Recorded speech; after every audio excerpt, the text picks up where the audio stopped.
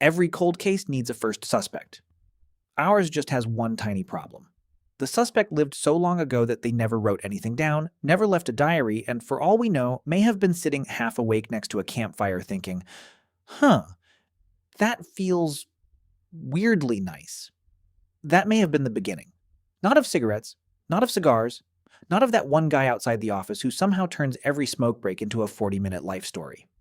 We're talking about something much older. The first time a human may have deliberately inhaled smoke because they noticed it did something to the mind. And like any good prehistoric mystery, we do not have a name, a date, or a dramatic confession. What we have are clues. Very old clues. Some of them are buried in tombs, some are sitting in ancient hearths, some are written in medical texts. And some suggest that long before smoking became a habit, it may have been an accident that humans found extremely interesting. So let's start where every version of this story has to start.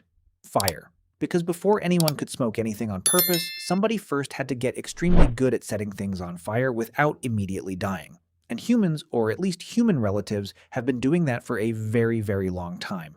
At Wonderwork Cave in South Africa, archaeologists found evidence of controlled fire from roughly 1 million years ago.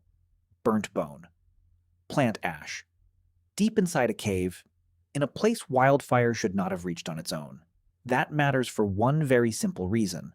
A controlled fire means someone was sitting next to it. And if you sit next to a fire night after night, generation after generation, you breathe in smoke. Not because you are adventurous, not because you are spiritual, not because you are exploring altered states, because the fire is right there. For hundreds of thousands of years, humans and near humans were basically living inside the world's longest-running air quality problem. No ventilation, no chimney, no air purifier, no little app on your phone telling you the particulate levels were concerning. Just smoke. And smoke, as it turns out, is never just smoke. When plants burn, they release a mix of compounds. Depending on the plant, those compounds can include alkaloids, terpenes, and other chemicals that affect the human body in noticeable ways. Some of those effects are unpleasant, some are not. And this is where our mystery gets interesting. The human body has systems that respond to plant compounds in surprisingly specific ways. For example, the endocannabinoid system helps regulate mood, memory, appetite, and other functions using chemicals our own bodies produce. That system did not evolve because humans were waiting for cannabis. But it does mean something important. When certain plant compounds entered the body, the brain was not encountering total nonsense. In some cases, it already had chemistry that could respond. So picture the scene. A fire. A group of people. A random plant gets tossed in. Smoke drifts. And one person, somewhere in deep prehistory, suddenly feels different. Not poisoned, not terrified. Just different. Maybe calmer. Maybe lighter. Maybe stranger. Maybe for the first time in human history, a person sat by a fire and thought, okay, I do not know what just happened, but I would not mind if it happened again. That, right there, is our first suspect. Pure chance. And honestly, chance has a very strong case. Because the very earliest phase of the story probably did not begin with ritual, agriculture, religion, or medicine. It may have started with somebody sitting downwind of the wrong bush. Or, depending on your perspective, exactly the right bush. Now, here is where we need to be careful. This is plausible. It is not directly proven. We do not have a 50,000-year-old pipe with a note attached saying, "Tried this. Incredible evening. 5 stars." So when we talk about the very first humans getting high, we are partly in the realm of informed reconstruction. The direct physical evidence becomes much clearer later. One of the strongest early examples comes from the Jirzankal cemetery on the Pamir Plateau in Central Asia, dating to around 500 BCE. There, archaeologists found wooden braziers with heated stones and chemical evidence suggesting that cannabis had been burned in a ritual context. And not just any cannabis. The residues suggest plants with relatively higher levels of psychoactive compounds than the wild forms more commonly used for fiber or seed. That does not mean these were the first people ever to do this, but it does mean something extremely important. By around 2,500 years ago, some humans were very likely burning cannabis intentionally in a setting that appears ritual and deliberate. In other words, by that point, this was no longer a weird accident. This was a choice. And once you see that evidence, another old clue suddenly starts looking a lot less ridiculous. In the 5th century BCE, the Greek writer Herodotus described the Scythians doing something that sounded, for a long time, suspiciously like the ancient world's strangest spa treatment. According to him, they would set up enclosed tents, heat stones until they were hot, throw hemp onto them, and sit in the smoke. And then, as he wrote, they would howl with pleasure, which is an incredible phrase, because howling with pleasure is not how most historians expect a source to describe an ethnographic detail.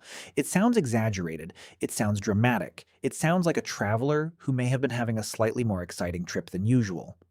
For a long time, many people assumed Herodotus was embellishing. Then archaeology showed up and ruined everybody's skepticism.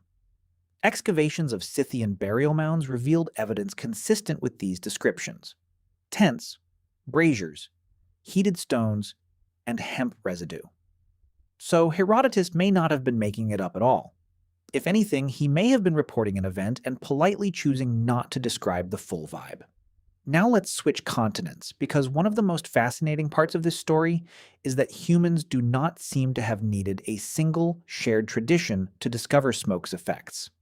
In what is now Utah, archaeologists uncovered a hearth dating to about 12,300 years ago. Inside it were seeds from wild tobacco. That is the wishbone site, and it matters because it is currently the earliest known direct evidence of humans using tobacco. Now, we should be precise here. The evidence shows people were deliberately interacting with tobacco. It does not prove with absolute certainty that they were smoking it in the exact modern sense. They may have burned it, they may have inhaled it, they may have used it in another deliberate way, but whatever the exact method, this was not random. Someone put those seeds there. And that pushes the history of human tobacco use very far back. Long before farming, long before states, long before anything we would comfortably call civilization. So by this point, our cold case has a pattern. Humans in different places, different plants, different time periods, same basic idea. Find a plant. Notice it does something. Use it again. And that raises a much bigger question. Was this behavior discovered once, or did humans keep discovering it over and over again independently because the opportunity kept presenting itself? That is genuinely hard to answer, and part of the reason is frustratingly simple. Plants rot. Stone survives forever. A sharpened rock can wait underground for millions of years like it has all the time in the world. A bundle of leaves? Not so much. A wooden pipe filled with herbs? Gone. A leather pouch? Gone. A carefully prepared little stash from 10,000 years ago? Also gone. Archaeology is amazing, but it has limits. Sometimes the past does not hide the evidence. Sometimes the evidence just dissolves, which means the absence of older smoking gear does not prove nobody was doing anything earlier. It may only prove that prehistoric storage technology was tragically biodegradable. Now let's step into a more debated part of the case. Some researchers have proposed that the human attraction to altered states may be deeper than mere habit or culture. One famous version of this idea came from psychopharmacologist Ronald Siegel, who argued that intoxication might function something like a basic drive. Not everyone agrees with that. It is a debated framework, not a settled law of biology. But the reason people take it seriously is that the behavior it tries to explain is remarkably widespread. Across many societies, humans have sought out ways to change consciousness. Fermented drinks, psychoactive plants, smoke, chewed leaves, mushrooms, seeds. Again and again in different times and places, people seem to arrive at similar behavior. That does not prove there is a universal built-in high-seeking switch. But it does suggest this is not some tiny cultural accident either. And then there is the even stranger side note. Animals. There are documented reports of animals seeking out naturally mind-altering substances. One often cited example involves reindeer and Amanita muscaria mushrooms in Siberia.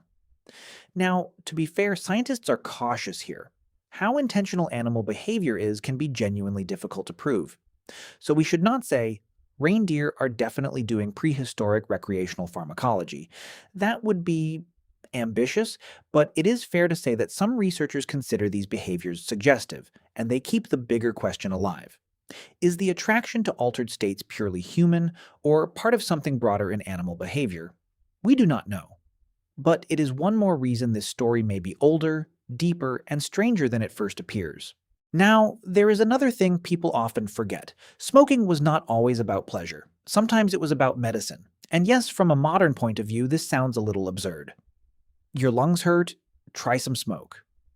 Not our best medical century, but in the ancient world, the idea had logic. The Ebers Papyrus from ancient Egypt, dating to around 1550 BCE, describes treatments involving inhaled smoke for certain conditions. Greek medical traditions also used fumigation and herbal vapors. In ancient India, Ayurvedic traditions describe dhumapana, often translated as smoke drinking, in which medicinal smoke was inhaled in controlled ways for specific purposes. In other words, long before smoking became a casual habit, many cultures appear to have treated inhaled smoke as a delivery system. And to be fair, that basic logic is not completely alien to us. We still send medicine into the lungs. Asthma inhalers, nebulizers, anesthetic gases. The delivery route survived. Humanity just eventually realized the set it on fire first part was not always the medical breakthrough it seemed. Smoking also appears in another ancient human specialty, turning a chemical effect into a social ritual. Humans are social animals. That phrase gets repeated a lot, but in prehistory it was brutally literal. A disconnected individual was vulnerable, a bonded group survived, and shared rituals are powerful ways to build trust. Anthropologists and psychologists have long argued that collective experiences, especially emotionally intense or unusual ones, can reinforce identity, cooperation, and group cohesion. So when people inhaled smoke together in a ritual setting, whether for spiritual, medicinal, or psychoactive reasons, the effect may not have been only personal. It may also have been social. A shared altered experience can make a group feel connected in a way ordinary daily life does not always manage. That does not mean every smoke ritual was some kind of prehistoric team-building seminar, but it does mean these practices may have helped groups bond, remember, mourn, celebrate, or communicate with what they believed existed beyond ordinary life. Which brings us to an important correction. For most of human history, smoking was not necessarily casual. In many indigenous American traditions, tobacco was sacred. It could be used in healing, in ritual, in agreements, and in communication with the spirit world. Likewise, in other parts of the world, ritual smoke was often structured, meaningful, and controlled. That is a very different thing from absent-mindedly doing it because you are bored in a parking lot. The casual, everyday habit came later, and when it came hard. When Europeans encountered tobacco after contact with the Americas, they noticed it almost immediately. And then, very predictably, they tried it, because apparently one permanent feature of human history is seeing another culture do something unusual and thinking, I should absolutely put that in my body. From there, tobacco spread rapidly. By the early modern period, it had become a global trade good. By the modern industrial era, cigarettes transformed it into something cheap, portable, addictive, and massively profitable. And this is where the story turns from ancient mystery to modern disaster. The tobacco industry spent decades downplaying, denying, or obscuring the health risks of smoking, even as evidence mounted that cigarettes were causing immense harm. That matters historically because it shows how far the behavior had moved from its older contexts. A ritual practice, a sacred substance, a medicinal tool, a social ceremony. All of that eventually gets reshaped into a mass-market addiction machine. A shaman placing plant matter on hot stones in a ritual setting, and a 20th century tobacco executive approving manipulative advertising campaigns are technically part of the same broad story. But morally, culturally, and historically, they are worlds apart. So after all this, can we answer the original question, who got high first? Honestly, no, not exactly. And we probably never will. The evidence does not let us identify one person, one date, or one location with certainty. What it does let us say is this: humans have been breathing smoke since they controlled fire. somewhere along the way, they likely noticed that certain plants changed how that smoke felt. By at least 12,000 years ago, people were already deliberately using wild tobacco in North America. By around 500 BCE, we have strong evidence for deliberate cannabis burning in ritual settings in Central Asia. And across many cultures, smoke was being used not just for pleasure, but for medicine, ritual, and social bonding. That means the real beginning of smoking probably happened long before the earliest surviving evidence. It likely happened in silence, no record, no monument, no written description, just a person near a fire, noticing that a burning plant had changed something in the mind, and deciding, maybe very quietly, to try that again. That may be the answer to our cold case. Not a solved mystery, just a very human one. And maybe that is fitting, because the oldest, most important moments in human history are often not the grand ones. Not kings, not empires, not famous speeches.